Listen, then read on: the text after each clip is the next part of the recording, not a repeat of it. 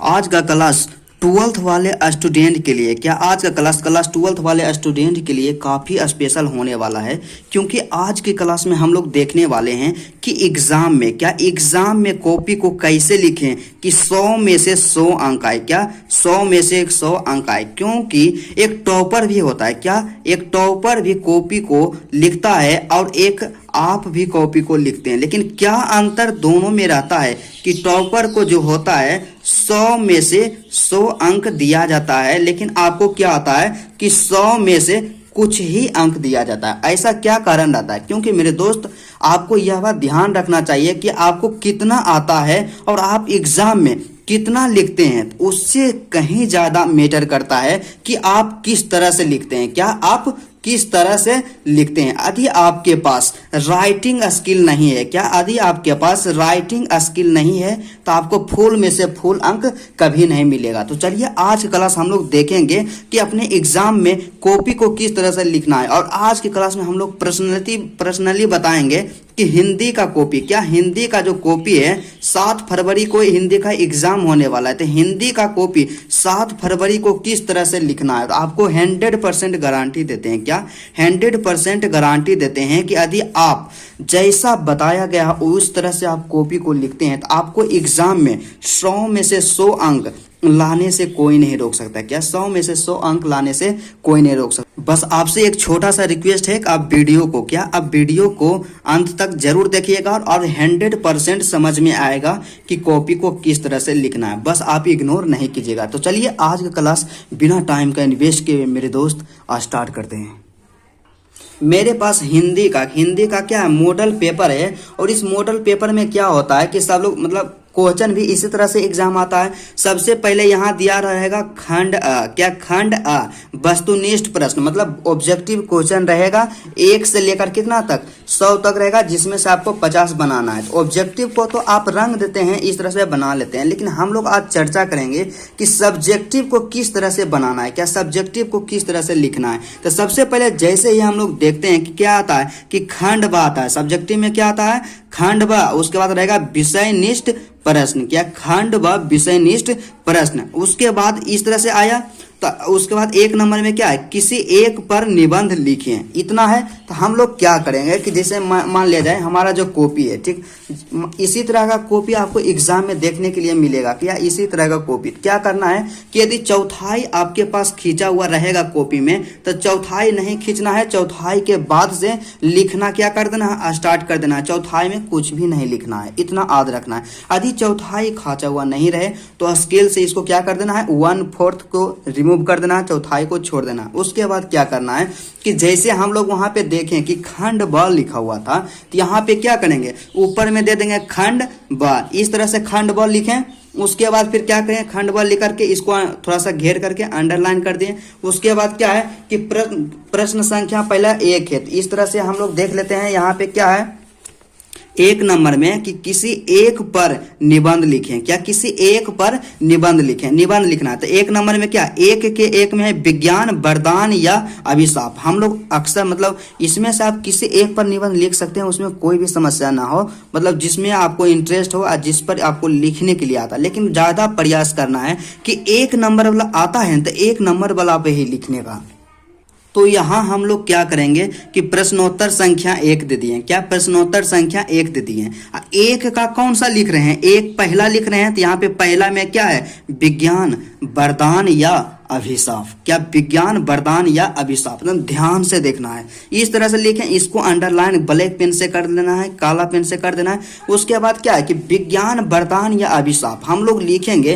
तो निबंध लिखने से पहले आपको शुरू में निबंध ही लिखने के लिए आएगा, और निबंध लिखने से पहले निबंध लिखने का जो तरीका क्या होता है उसको आप समझिए। तो सबसे पहले क्या बनाएंगे, रूपरेखा बनाएंगे। रूपरेखा, यहाँ पे रूपरेखा लिखें। उसके बाद इसमें क्या लिखेंगे, भूमिका बनाएंगे। उसके बाद विज्ञान वरदान के रूप में उसके बाद दूसरा क्या है, तीसरा है कि विज्ञान अभिशाप के रूप में। किस तरह से है कि विज्ञान क्या है, एक अभिशाप है। और लास्ट में लिखेंगे क्या, निष्कर्ष। मतलब इस तरह से हम रूपरेखा को क्या करेंगे, तैयार कर देंगे, क्रिएट कर देंगे। मतलब एग्जामिनर को क्या करना है, एकदम सीधा सा उद्देश्य रखना कि एग्जामिनर को खुश करना है, उसको मतलब ऐसा फील ना हो, मतलब बुरा फील नहीं करवाना। यदि एग्जामिनर खुश हो गया तो आपको पूरा में से पूरा अंक जरूर मिलेगा। इसीलिए क्या करना है कि पहला पेज जो होता है उसको इंप्रेसिव बनाना है, मतलब अच्छा से लिखना है।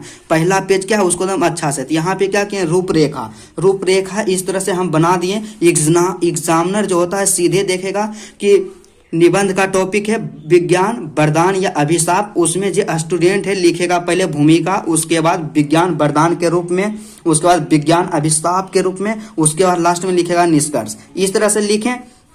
उसके बाद 1 नंबर देना है हेडिंग, क्या, भूमिका। तो यहाँ पे क्या किए हम लोग, दे दिए यहाँ पे भूमिका, भूमिका दे दिए। उसके बाद हम लोग भूमिका में लिखेंगे, तो भूमिका में जो भी लिखा हुआ रहेगा हम भूमिका में जितना मतलब आवश्यक रहे उतना हम लिख देंगे। इस तरह से साफ सुथरा शब्द में भूमिका लिखें। उसके बाद दूसरा क्या है माय डियर स्टूडेंट, दूसरा है विज्ञान वरदान के रूप में। मतलब कैसे आप कह सकते हैं कि विज्ञान जो है क्या वरदान है, क्या विज्ञान वरदान है। तो दूसरा पॉइंट में हम लिखेंगे, काला पेन से ही लिखना है। तो यहाँ पे हम लिख दिए कि विज्ञान वरदान के रूप में, काला पेन से लिखें। इस तरह से बिंदा दे करके डैश दिए। उसके बाद इसको अंडरलाइन कर दिए, डबल लाइन से अंडरलाइन किए। उसके बाद क्या किए, इस लाइन को छोड़ के यहाँ से फिर लिखना स्टार्ट कर दिए। मतलब इसमें हम बताएं कि विज्ञान जो है क्या है, एक वरदान है। क्या, विज्ञान एक वरदान है, यहाँ तक लिखें। उसके बाद दूसरा जो टॉपिक हमारे पास इससे रिलेटेड था क्या, कि विज्ञान अभिशाप के रूप में, और लास्ट वाला क्या है, निष्कर्ष है। इसलिए उसके बाद लिखेंगे विज्ञान अभिशाप के रूप में, काला पेन से लिखें। उसके बाद हेडिंग बनाएं। उसके बाद डैश दे करके इस लाइन को छोड़ के नीचे से लिखना स्टार्ट कर दिए। और अंत में हम लोग क्या करेंगे, यहाँ जब अभिशाप के रूप में लिख देंगे उसके बाद अंत में क्या लिखेंगे, निष्कर्ष। क्या, निष्कर्ष। इस तरह से लिख देंगे निष्कर्ष। ब्लैक पेन से लिखना है, काफी हाईलाइटेड लगेगा आपका देखने में। निष्कर्ष लिख दिए, वो क्या हो गया, निबंध हो गया समाप्त। उसके बाद हम लोग क्या करेंगे कि जैसे दूसरा क्वेश्चन आया, निबंध तो समाप्त हो गया। अब एक निबंध लिखना था तो एक निबंध हम लिख दिए। उसके बाद क्या आया, दूसरा क्वेश्चन हमारे पास आया, क्या आया कि किन्हीं दो की सप्रसंग व्याख्या करें। क्या, किन्हीं दो की सप्रसंग व्याख्या करें। मतलब सीधा समझे कि सप्रसंग व्याख्या करने के लिए यहाँ पे आया है। तो प्रश्न संख्या क्या देंगे, प्रश्नोत्तर संख्या 2 देंगे। और 2 का कितना है, क है। तो आप किस तरह से सप्रसंग व्याख्या करना है उसको आप बताएंगे।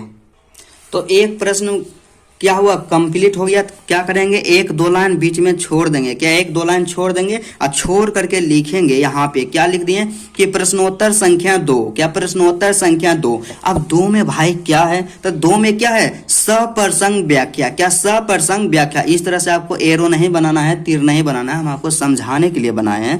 तो क्या है, सप्रसंग व्याख्या। इसको भी घेर करके पेंसिल से आप अंडरलाइन कर सकते हैं, पेंसिल से ही कीजिए, ज्यादा बेटर रहेगा। उसके बाद क्या है कि 2 में तो सप्रसंग व्याख्या है, लेकिन किसका हम उत्तर दे रहे हैं, तो क का उत्तर। क्या, क का उत्तर। दम इस तरह से आप लिखिए, इसको भी अंडरलाइन किया। उसके बाद क्या करेंगे मेरे दोस्त कि संकेत दे देंगे। क्या, संकेत। मतलब एग्जामिनर को ने परेशानी मतलब होना ही नहीं देना है। मतलब 2-3 पेज तक एकदम पूरा फ्रेश से लिखना है, लेकिन प्रयास करना है कि पूरा फ्रेश लिखें, तभी आप टॉपर बन सकते हैं। इसलिए क्या करेंगे, यहाँ संकेत देंगे। तो संकेत में जिस पंक्ति का हम लोग व्याख्या करेंगे उसको लिख देना है, पूरे लिखिए दीजिए। यहाँ पे हम लोग व्याख्या करेंगे, किसका व्याख्या करेंगे कि व्यक्ति से नहीं, हमें तो नीतियों से झगड़ा है, सिद्धांतों से झगड़ा है, कार्यों से झगड़ा है। क्या करेंगे, इसी का व्याख्या करेंगे। इसके बाद 1 लाइन छोड़ेंगे। उसके बाद हम लोग लिखेंगे, उसके बाद लिखें क्या, व्याख्या। क्या, उसके बाद व्याख्या लिखें। अब व्याख्या में इसमें लिखेंगे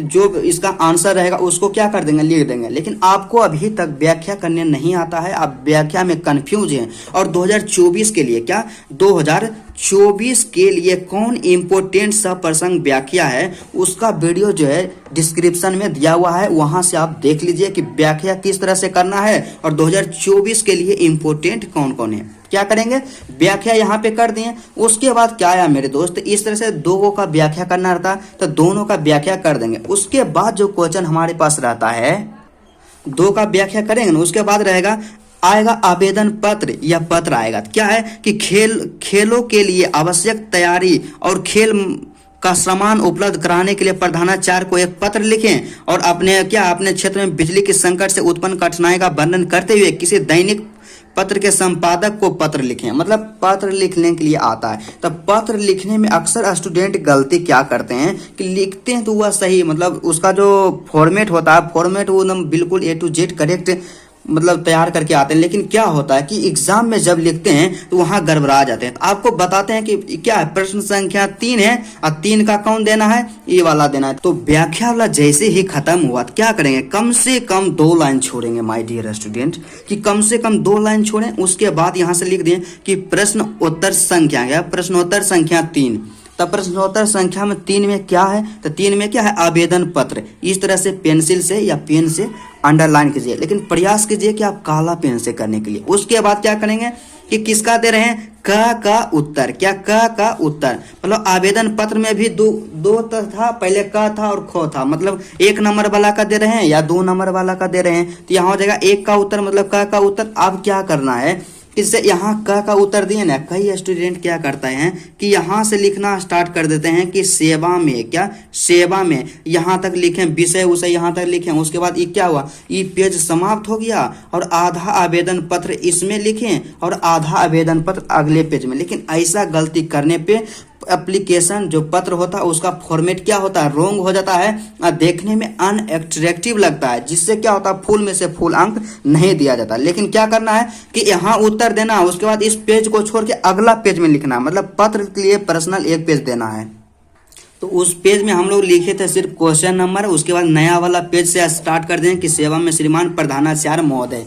और क्या हुआ कि अंत तक अट गया, क्या अंत तक आ गया, क्या पत्र एक ही पेज में समाप्त हो गया और इसका फॉर्मेट भी काफी अच्छा लग रहा है देखने में। उसके बाद अगला प्रश्न जो हमारे पास आता है, पत्र के बाद आता है, क्या आता है उसको देखते हैं। पत्र के बाद आता है 4था नंबर में, क्या आता है कि निम्न में से किन्हीं 5 प्रश्नों का उत्तर 50 से 70 शब्दों में दे। मतलब 2 अंक वाला प्रश्न आता है 4 नंबर में। तो क्या हो जाएगा, प्रश्नोत्तर संख्या 4 और किसका उत्तर 1 है रोमन में, 2 है, 3 है, 4 है। लेकिन आपको क्या करना है, अक्सर स्टूडेंट गलती करते हैं। यदि आपको आंसर आता है सभी क्वेश्चन का तो आप क्या कीजिए कि ऑर्डर के अनुसार आंसर दीजिए। पहले 1 का दीजिए, फिर 2 का दीजिए, फिर 3 का दीजिए, फिर 4 का दीजिए, फिर 5 का दीजिए। इस तरह से आप दीजिएगा नहीं तो एग्जामिनर को लगेगा कि स्टूडेंट को सब कुछ आता है, मतलब उसको कोई क्वेश्चन में दिक्कत नहीं है, इसलिए आपको पूरा में से पूरा अंक मिलेगा। इसलिए आपको क्या करना है कि क्रमानुसार ही आंसर को लिखना है, देना है। तो उसी तरह हम लोग करेंगे कि प्रश्नोत्तर संख्या 4 दे दिए, इसको काला पेन से अंडरलाइन किया। उसके बाद 4 में क्या है, 2 अंकीय प्रश्न है। क्या, 2 अंकीय प्रश्न है, यहाँ पे शो कर दिए कि 2 अंकीय प्रश्न। अब 2 अंकीय प्रश्न में 5 प्रश्न का उत्तर देना था, तब पहले कर देंगे 1 का उत्तर। 1 का उत्तर किए, उत्तर लिख दिए। उसके बाद क्या करें, 1 का उत्तर खत्म हो गया, 2 लाइन को आप छोड़िए, उसके बाद 2 का उत्तर। उसके बाद फिर क्या करेंगे, 2 लाइन के छोड़ के फिर यहाँ कर देंगे 3 का उत्तर। इस तरह से हम लोग लिखेंगे। उसके बाद आता है 5 नंबर में 5 अंकीय प्रश्न। क्या, 5 अंकीय प्रश्न। यहाँ पे इसलिए क्या कर देंगे, सबसे पहले प्रश्न का ऑर्डर लिखेंगे नंबर की, प्रश्नोत्तर संख्या 5 लिखें। उसके बाद 5 अंकीय प्रश्न इस तरह से लिखें। उसके बाद 5 अंकीय में 3 को का उत्तर देना था। आप किस तरह से लिखिएगा, पहला कीजिएगा 1 का उत्तर, 1 का उत्तर लिखें। उसके बाद दूसरा हम क्या करेंगे, दूसरा का उत्तर देना है तो 2 का उत्तर। उसके बाद क्या करेंगे, तीसरा लिखना है 3 का उत्तर। इसी तरह से आप 5 प्रश्नों का उत्तर दे दीजिए। उसके बाद क्या होता आता है, लास्ट में आता है संक्षेपण। क्या, संक्षेपण आता है। और संक्षेपण जो लिखने का तरीका होता है कई स्टूडेंट्स नहीं जानते हैं, जिसमें क्या होता है कि 4 में से उनको मात्र 2 ही अंक दिया जाता है। क्या, 4 में से मात्र उनको 2 ही अंक दिया जाता है। लेकिन आज के वीडियो में हम आपको बताएंगे, जिस तरह से बताया जाएगा यदि उस तरह से आप संक्षेपण को रिप्रेजेंट कर देते हैं एग्जाम में, तो उसमें 4 में से 4 अंक तो आपको जरूर मिलेगा। क्या, 4 में से 4 अंक जरूर मिलेगा। तो चलिए देखते हैं कि संक्षेपण को किस तरह से लिखना। तो संक्षेपण के प्रश्न संख्या कितना है, 6। और उसके बाद इसमें 2 संक्षेपण है, एक और दूसरा है, मतलब दोनों में से किसी एक ही का उत्तर देना। तो उसके लिए मतलब संक्षेपण को हम लोग किस तरह से लिखेंगे उसको देखते हैं। क्या करेंगे, सबसे पहले क्या करेंगे, प्रश्नोत्तर संख्या। तो प्रश्नोत्तर संख्या दे दिए 6 और 6 में क्या है माय डियर स्टूडेंट, संक्षेपण है। तो यहाँ पे शो कर देना है कि संक्षेपण, यहाँ पे क्या लिख दिए हैं, संक्षेपण। उसके बाद क्या किए कि कौन सा संक्षेपण का आंसर देना है, तो पहला संक्षेपण का हमें क्या करना है, आंसर देना। तो लिख देंगे 1 का उत्तर, क्या 1 का उत्तर, एकदम कंफर्म हो गया, एकदम एग्जामिनर जो होगा सीधा समझ जाएगा प्रश्नोत्तर संख्या 6 है वो। 6 में क्या है, संक्षेपण है, और संक्षेपण में क्या है, 1 का स्टूडेंट उत्तर दे रहा है। तो सबसे पहले संक्षेपण करने का जो तरीका होता है उसको आप क्या है, सबसे पहले क्या लिखिए, शीर्षक लिखिए। क्या शीर्षक, मतलब वो जो संक्षेपण आपको दिया गया है उसका जो संक्षेपण करना उसका शीर्षक क्या है। तो मान लीजिए एक संक्षेपण दिया गया था, इसमें उसका शीर्षक आ गया क्या, अंग्रेजी शिक्षा का कुप्रभाव, क्या हो गया, इसका शीर्षक हो गया। अब शीर्षक दिए, एक लाइन इसको छोड़ना है, क्या एक लाइन छोड़ना है। उसके बाद यहाँ पे लिखेंगे क्या, लिखेंगे संक्षेपण, क्या संक्षेपण, वो तो हो गया संक्षेपण का शीर्षक। उसके बाद लिखेंगे संक्षेपण, तो संक्षेपण लिखें, तो संक्षेपण हम लिख दिए, जितना हो उसका उतना आप लिख दीजिए संक्षेपण। और लास्ट में मोस्ट VVI है, क्या लास्ट में मोस्ट VVI है, क्या है कि कुल शब्द आपको यहाँ लिखना है कि कुल कितना शब्द था।